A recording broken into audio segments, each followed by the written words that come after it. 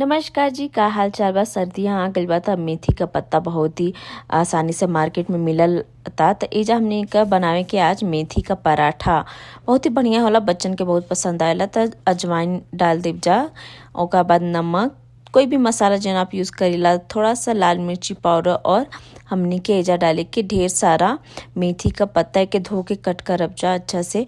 और गेहूं का आटा ले बनी हम, और थोड़ा सा तेल डाल देला से का होला ना कि बहुत ही सॉफ्ट बनेला, नरम बनेला। थोड़ा थोड़ा पानी करके हमनी का आटा लगा लेवे के। थोड़ा कड़ा आटा लगाइब जा नॉर्मल रोटी के आटा से, तो बहुत ही क्रिस्पी बनेला और एक गर्मा गर्म खाइला में भी बहुत अच्छा लगेला। आप के लंच बॉक्स में भी दे सकीला जा। और ना अगर आप लोग के वीडियो अच्छा लगा था ना तो चैनल के सब्सक्राइब कर लीजा।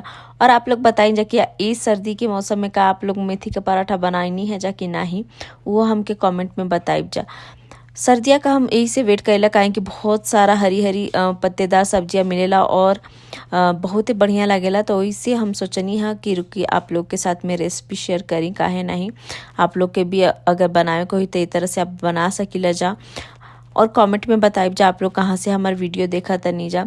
हम तेल लगौनी है बीच में, इस तरह से अगर आप लोग बनाइब जा पराठा ना तो बहुत ही क्रिस्पी बनेला और एक गर्मा गर्म खैला पे बहुत ही अच्छा लागेला।